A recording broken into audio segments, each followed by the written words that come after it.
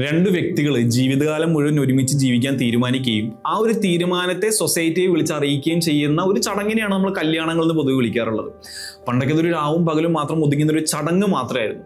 പക്ഷെ ഇന്നത് ആഴ്ചകളോളം നീണ്ടുനിൽക്കുന്ന ഒരു ആഘോഷമായിട്ട് മാറിയിട്ടുണ്ട്. അന്ന് 1000-10,000 രൂപയിലൊക്കെ നിന്നിരുന്ന ചെലവുകൾ ഇന്ന് ലക്ഷങ്ങളിലും കോടികളിലും വരെ എത്തി നിൽക്കുന്നുണ്ട്. ദിവസങ്ങളോളം നീണ്ടുനിൽക്കുന്ന ഈ ഒരു ആഘോഷത്തിന് വന്ന് പണക്കാരെന്നോ പാവപ്പെട്ടെന്നോ യാതൊരു വ്യത്യാസമൊന്നുമില്ല. ജീവിതത്തിൽ ഒരിക്കൽ മാത്രം നടക്കുള്ളൂ എന്നതുകൊണ്ട് തന്നെ അത് ആഘോഷമാക്കി നടത്തണം എന്നുള്ളത് മാത്രമേ ആളുകൾ ചിന്തിക്കുന്നുള്ളൂ. അതിപ്പോൾ ലോൺ എടുത്തിട്ടായാലും കടം മേടിച്ചിട്ടായാലും. പക്ഷെ ഒരു കല്യാണം കഴിച്ചതിന്റെ പേരിൽ മാത്രം ജീവിതത്തിന്റെ ഒരു വലിയ കാലയളവിൽ ഒരു കടക്കാരനായിട്ട് മാറിയിട്ടുള്ള ആളുകൾ എനിക്ക് നേരിട്ടും അറിയാം, നമ്മുടെ ചുറ്റുപാട് നോക്കിയാൽ നമുക്ക് കാണാനും കഴിയും. പക്ഷെ ഇങ്ങനെയൊക്കെ ആണെന്നുണ്ടെങ്കിലും നമ്മളിവിടെ എടുത്തു പറയേണ്ട മറ്റൊരു കാര്യമുണ്ട്. അത് ഈ ഒരു ഇൻഡസ്ട്രിയുടെ വലിപ്പമാണ്.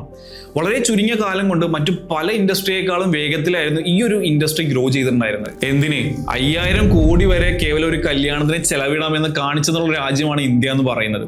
അപ്പൊ ഇങ്ങനെയുള്ള ഒരു രാജ്യത്ത് ഈ ഒരു ഇൻഡസ്ട്രിയുടെ വലിപ്പം എന്ന് പറയുന്നത് നമ്മൾ ഓരോരുത്തരും ചിന്തിക്കുന്നതിനപ്പുറത്താണ്. അതുകൊണ്ട് തന്നെ ഇന്നത്തെ വീഡിയോയിൽ നമ്മൾ ഡിസ്കസ് ചെയ്യാൻ പോകുന്നത് ഈ ഒരു ഇൻഡസ്ട്രിയുടെ സാധ്യതകളും അതുപോലെ ഒരു വ്യക്തി അയാളുടെ ജീവിതത്തിൽ അയാളുടെ കല്യാണം എങ്ങനെയാണ് ഫൈനാൻഷ്യലി എഫിഷ്യന്റ് ആയ രീതിയിൽ പ്ലാൻ ചെയ്യേണ്ടതും എന്നുള്ളതാണ്. ഒട്ടും താമസിപ്പിക്കുന്നില്ല, നമുക്ക് നേരെ വീഡിയോയിലേക്ക് കടക്കാം. വെഡിങ് എന്ന് പറയുന്നത് ഇന്ന് ഇന്ത്യയിൽ അതൊരു ഫാമിലി അഫയേഴ്സ് മാത്രമല്ല, മറിച്ച് ഒരു $multi-billion ഇൻഡസ്ട്രിയാണ്. 10 മില്യണിലധികം കല്യാണങ്ങളാണ് ഒരു വർഷത്തിൽ രാജ്യത്ത് നടന്നുകൊണ്ടിരിക്കുന്നത്. 1000-ലധികം ബിസിനസിനെയാണ് ഈ ഒരു ഇൻഡസ്ട്രി സപ്പോർട്ട് ചെയ്യുന്നത്. ഫ്രം ലോക്കൽ ഫ്ലവർ വെൻഡേഴ്സ് മുതൽ തുടങ്ങി ലക്ഷറി ഹോട്ടൽസ് വരെ കോടികളുടെ ബിസിനസ്സാണ് ഈ ഒരു ഇൻഡസ്ട്രി പ്രൊവൈഡ് ചെയ്യുന്നത്.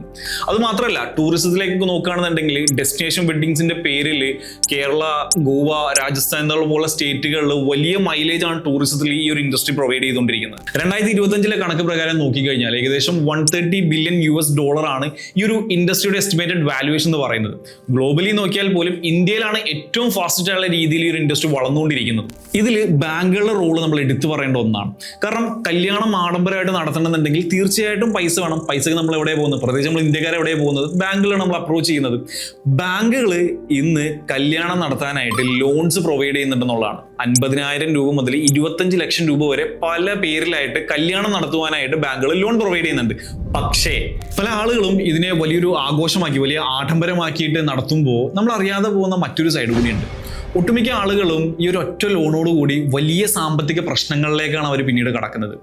പല ആളുകൾക്കും അതൊരു മനുഷ്യായുസ്സിൽ ഉടനീളം അവർക്ക് വലിയ പ്രശ്നങ്ങൾ ഉണ്ടാക്കുന്ന ഒരു ബാധ്യതയായിട്ട് പോലും ഇത് മാറാറുണ്ട്. അത് മാത്രമല്ല, ഡൗറി പോലുള്ള കാര്യങ്ങൾ. ഡൗറി ഇന്ന് ഇല്ലീഗൽ ആണെങ്കിൽ പോലും സൈലന്റ്ലി അത് എക്സിസ്റ്റ് ചെയ്യുന്നുണ്ട്. ഇത് വധുവിന്റെ വീട്ടുകാർക്ക് വലിയൊരു ഫൈനാൻഷ്യൽ പ്രഷറാണ് കൊടുക്കുന്നത്.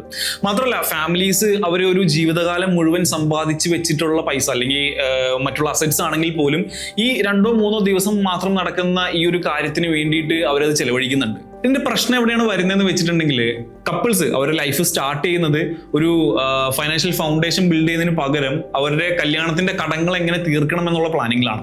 ഒരു വിവാഹം എന്ന് പറയുന്നത് 2 വ്യക്തികളുടെ ജീവിതത്തിന്റെ തുടക്കമാണ്. അതൊരു ഫൈനാൻഷ്യൽ സ്ട്രെസ്സോട് കൂടിയാണ് തുടങ്ങുന്നതെന്നുണ്ടെങ്കിൽ പലപ്പോഴും അത് അവരുടെ ലൈഫിലും ബാധിക്കാറുണ്ട്. പല കപ്പിൾസും ഈ ഒരു ഫൈനാൻഷ്യൽ ഡെപ്റ്റ് തീർക്കുന്നതിന് മുന്നേ ആയിട്ട് തന്നെ അവരുടെ ജീവിതം ജീവിക്കാൻ മറന്നു പോകുന്നുണ്ട്. ഇത് പിന്നീട് ഡിവോഴ്സിലേക്ക് വരെ എത്താറുമുണ്ട്. അവിടെയും തീരുന്നില്ല. പിന്നീട് കേസ് കോടതിയിൽ എത്തുകയും പിന്നീട് അവിടെ നിന്നുള്ള പീഡനം കോമ്പൻസേഷന് പേരിൽ വരും. ഇതെല്ലാം തന്നെ ഒരു വ്യക്തിയെ സംബന്ധിച്ചിടത്തോളം വളരെ വലിയൊരു മാനസിക സമ്മർദ്ദത്തിലേക്കാണ് എത്തിക്കുന്നത്. അതുകൊണ്ട് തന്നെ കല്യാണം എന്ന് പറയുന്നത് ഒരു വ്യക്തി അയാളുടെ ജീവിതത്തിൽ വളരെ ഡിസിപ്ലിനോട് കൂടിയും വളരെ പ്ലാനിങ്ങോട് കൂടി മാത്രമേ നടത്താൻ പാടുള്ളൂ, പ്രത്യേകിച്ച് ഫൈനാൻഷ്യലി. പക്ഷേ എങ്ങനെയാണ് ഒരു വ്യക്തി അയാളുടെ കല്യാണം ഫൈനാൻഷ്യലി എഫിഷ്യന്റ് ആയ രീതിയിൽ നടത്തേണ്ടത്, അത് നമുക്ക് നോക്കിയാലോ. ഒരു തമ്പ് റൂൾ പ്രകാരം നോക്കുകയാണെങ്കിൽ ഒരു വ്യക്തിയുടെ ടോട്ടൽ നെറ്റ് വർത്തിന്റെ 10-15% രൂപ ഒരിക്കലും അയാളുടെ കല്യാണത്തിന് വേണ്ടി സ്പെൻഡ് ചെയ്യാൻ പാടില്ല എന്നുള്ളതാണ്. പക്ഷേ നമ്മൾ കേരളത്തിലെ ഒരു രീതികളെ വെച്ച് നോക്കുകയാണെങ്കിൽ ഒരു 30,000 rupees ഒക്കെ ആവറേജ് സാലറി കിട്ടുന്ന ആളാണെങ്കിൽ ഒരുപക്ഷെ വെൽത്തിനെ പറ്റിയിട്ടോ അല്ലെങ്കിൽ സേവിങ്സിനെ പറ്റിയിട്ടോ പോലും ചിന്തിച്ച് തുടങ്ങിയിട്ടുണ്ടാവില്ല. അപ്പോൾ അങ്ങനെയുള്ള ആളുകൾക്ക് ഒരിക്കലും ഈ ഒരു റൂള് ഫോളോ ചെയ്യാന്ന് പറയുന്നത് പ്രാക്ടിക്കലി പോസിബിൾ ആയിട്ടുള്ള കാര്യമല്ല.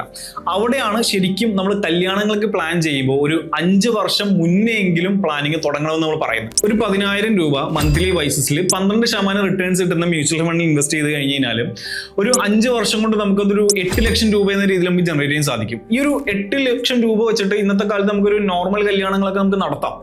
അതിൽ കൂടുതൽ ഗംഭീരമായിട്ട് നടത്തണമെന്നുണ്ടെങ്കിൽ 10,000 രൂപക്ക് പകരം നമ്മൾ ഇൻവെസ്റ്റ് ചെയ്യുന്ന എമൗണ്ട് കുറച്ചും കൂടി ഇൻക്രീസ് ചെയ്യണം എന്നുള്ളതാണ് നമ്മൾ ചെയ്യേണ്ട ഒരു കാര്യം. അതുപോലെ തന്നെ ഒരു റിയലിസ്റ്റിക് ആയിട്ടുള്ള ബഡ്ജറ്റ് എപ്പോഴും നമ്മൾ പ്രിപ്പയർ ചെയ്തിട്ടുണ്ടാവണം. അതായത് ഒരു ലോൺ പോലും എടുക്കാതെ നമ്മളെ കൊണ്ട് എത്ര എമൗണ്ട് ആണ് എഫോർഡ് ചെയ്യാൻ പറ്റുക എന്നുള്ള ഒരു കണക്ക് നമ്മുടെ കയ്യിൽ എപ്പോഴും ഉണ്ടാവണം. അതായത് എല്ലാ കോസ്റ്റ് ഇൻക്ലൂഡ് ചെയ്തുകൊണ്ട്, അതായത് വെന്യൂ ആണെന്നുണ്ടെങ്കിലും ഫുഡ് ആണെന്നുണ്ടെങ്കിലും ഡ്രസ്സ് ആണെന്നുണ്ടെങ്കിലും ഡിക്കോർ ആണെന്നുണ്ടെങ്കിലും അതെല്ലാം കൂടി കൂട്ടിയിട്ട് ഒരു ലോൺ പോലും എടുക്കാതെ എത്ര എമൗണ്ട് ആണ് നമ്മളെ കൊണ്ട് എഫോർഡ് ചെയ്യാൻ പറ്റുക. അതുപോലെ തന്നെ എപ്പോഴും ശ്രദ്ധിക്കേണ്ട ഒരു കാര്യമാണ്, ഒരു ലോൺ എടുക്കേണ്ട സിറ്റുവേഷൻസ് വന്നു കഴിഞ്ഞാൽ നമ്മൾ എപ്പോഴും ഓർക്കുക നമ്മുടെ ബഡ്ജറ്റ് എന്ന് പറയുന്നത് ടൂ മച്ച് ഹൈ ആണെന്നുള്ളത്. 2 ദിവസത്തെ പരിപാടിക്ക് വേണ്ടിയിട്ട് ജീവിതകാലം മൊത്തം EMI അടക്കേണ്ടി വരുന്നത് ഒരിക്കലും ഒരു നല്ലൊരു കാര്യമല്ല. 3, ഒരു ബഡ്ജറ്റ് നമ്മൾ സെറ്റ് ചെയ്ത് കഴിഞ്ഞാൽ ആ ബഡ്ജറ്റിൽ നമ്മൾ സ്റ്റിക്ക് ഓൺ ചെയ്ത് നിൽക്കാൻ ശ്രമിക്കാം. അതിനിപ്പോൾ എത്ര ചെറിയ രീതിയിൽ നമ്മൾ കല്യാണം നടത്താൻ ഉദ്ദേശിച്ചാൽ പോലും ആ ബഡ്ജറ്റിൽ നമ്മൾ സ്റ്റിക്ക് ഓൺ ചെയ്യാന്നുള്ളതാണ്. എപ്പോഴും ഫ്യൂച്ചർ ഇമ്പോർട്ടൻസ് കൊടുക്കുക. ഒരു സെലിബ്രേഷൻ ഇമ്പോർട്ടൻസ് കൊടുക്കുന്നതിന് പകരം ഒരു ഫ്യൂച്ചറിന് ഇമ്പോർട്ടൻസ് കൊടുക്കുക. കാരണം ആ എക്സസ് ആയിട്ട് വരുന്ന എമൗണ്ട് നമുക്ക് പല രീതിയിലും യൂസ് ചെയ്യാം. ഒരു എമർജൻസി ഫണ്ട് ക്രിയേറ്റ് ചെയ്യാനാണെന്നുണ്ടെങ്കിലും, അല്ലെങ്കിൽ ഒരു വീടിന് അഡ്വാൻസ് കൊടുക്കാനാണെന്നുണ്ടെങ്കിലും, അല്ലെങ്കിൽ ഒരു ഹണിമൂണ് പോകാനോ, അല്ലെങ്കിൽ ഒരു ഇൻവെസ്റ്റ്മെന്റ് സ്റ്റാർട്ട് ചെയ്യാൻ വേണ്ടി നമുക്ക് അത് യൂസ് ചെയ്യാൻ സാധിക്കും. ഇതെല്ലാം ഫൈനാൻഷ്യലി നിങ്ങൾ സെക്യൂർ ചെയ്യാൻ വേണ്ടിയിട്ടുള്ള കാര്യങ്ങൾ മാത്രമാണ്. പക്ഷെ ഇതെല്ലാവരും എല്ലാ കുടുംബങ്ങളും അംഗീകരിക്കണം എന്നില്ല. പല കുടുംബങ്ങൾക്കും വലിയ രീതിയിൽ നടത്തണം എന്ന് ആഗ്രഹം ഉണ്ടാവും.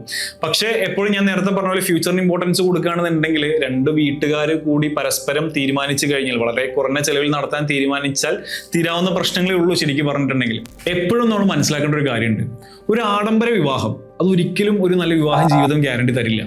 നാട്ടുകാർ പലതും പറയും, കല്യാണത്തിന് ആളില്ല, സദ്യക്ക് കൂട്ടുകുറവാണ്, ചെക്കൻ്റെ വീട്ടുകാർ അല്ലെങ്കിൽ പെണ്ണിൻ്റെ വീട്ടുകാർ പിശുക്ക് കാണിക്കുന്നവരാണ് എന്നൊക്കെ.